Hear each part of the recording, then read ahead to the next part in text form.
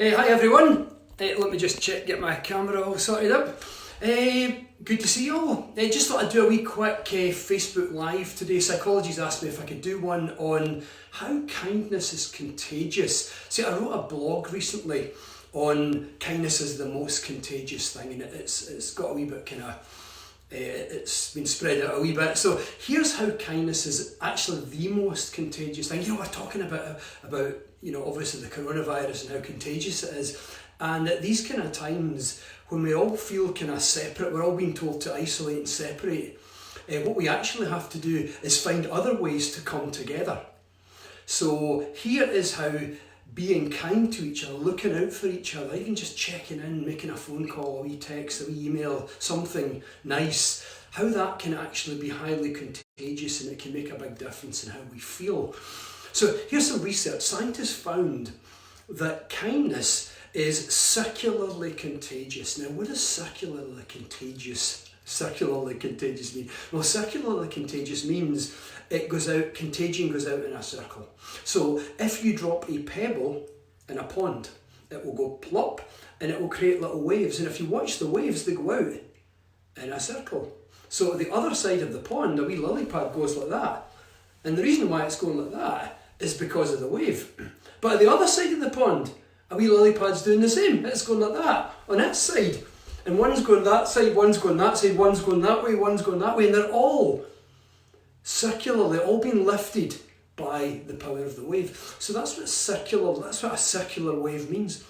Kindness, believe it or not, generates a similar circularly contagious effect. I mean, a circularly ripple effect, but contagious in this sense.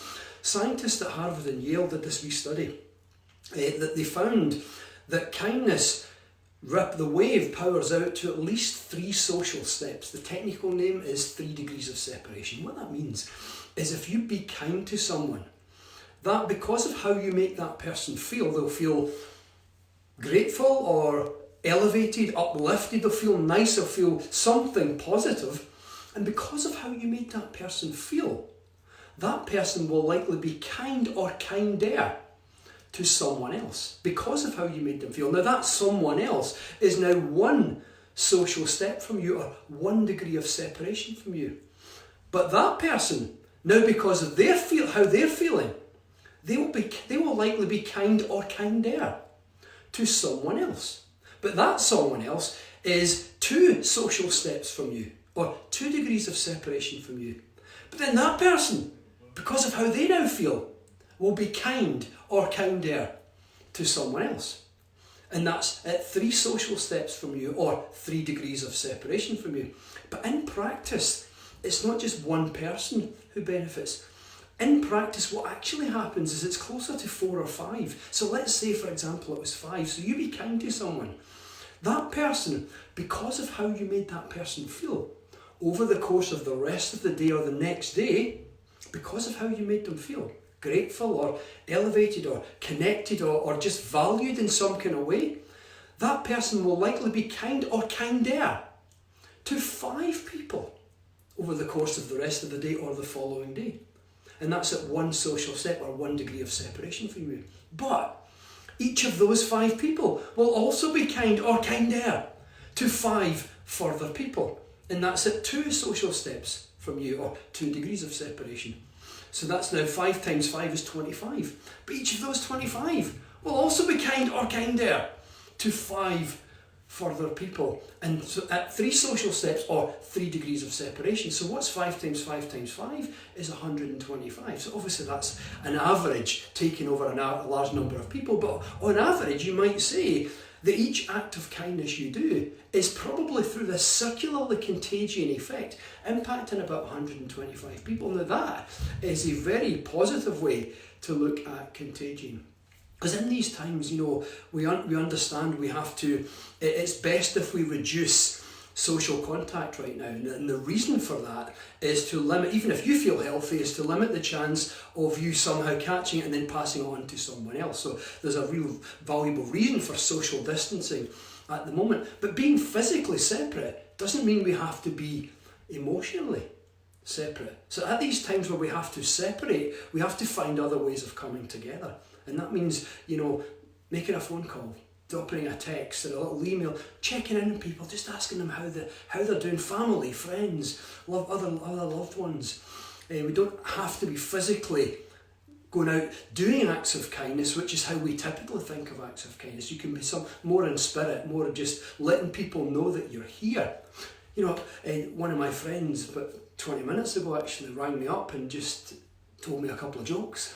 You know, and these kind of things that you might do face to face, I think because many of us are needing company when we're forced to isolate. And so phone a friend and tell them a joke, tell them a funny story, because that really lifted me. And so I'm just suggesting that this is a challenge that we have now, when we're being forced to separate. How, within that forced separation, how can we actually come together and make things a little bit nicer and sweeter for each other? Oh, pardon me. So think about different ways you can do that. Think about also just what I've said about how kindness is contagious. Sometimes if you replace fear of something being contagious, like a virus, and replace that with what I can do by spreading kindness, then research shows that kindness is the opposite of stress and worry and fear and anxiety. And as we practice more kindness, even in our small ways, it can have a compensating or a neutralising effect on things that would ordinarily make us feel stressed or worry momentarily. But the more we do it, the stronger the effect gets. Anyway, it was just really a quick Facebook Live today to talk about how kindness is contagious and try to set up some, kindness contagion or a kindness virus. But I thought I'd finish with an extra little thing. Now, lots of people have asked me, about hand washing and why should we be hand washing. Here's the little reason why. A tennis ball. I play a lot of tennis. Coronavirus it's spherical, and this outer portion is called a lipid. And the virus is actually inside of it. So the outer portion, like a tennis ball, the outer portion is its skin. And it's made of grease, it's fatty and greasy. And it's got, in biochemistry, bioscience, it's called a lipid. Now, one of the easiest ways to dissolve a lipid is to wash it with soap and water.